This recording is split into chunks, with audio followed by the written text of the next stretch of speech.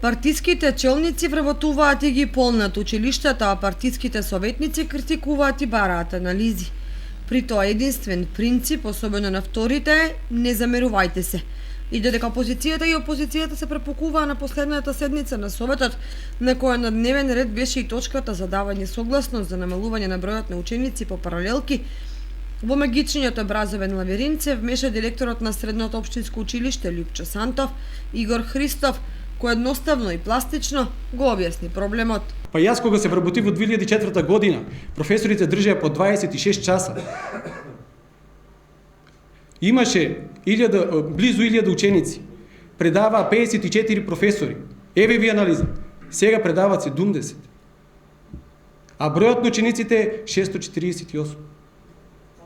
Поголема анализа сакате ли од таа? На ваквата негова недипломатска дискусија следуваа навредливи зборови на поедини советници од опозицијата, а потоа и извинувања, колективни и поединечни, за смирување на ситуацијата. Мислам дека треба да го задржиме достоинството на Советот и овие испади кои што се случија претходно, мислам дека не се потребни.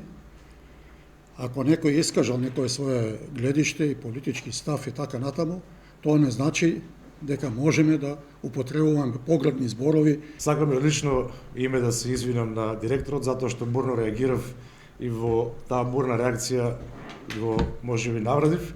На крај, иако помалку се затресе гората, сепак согласностите беа изгласани и седницата продолжи во мирни води.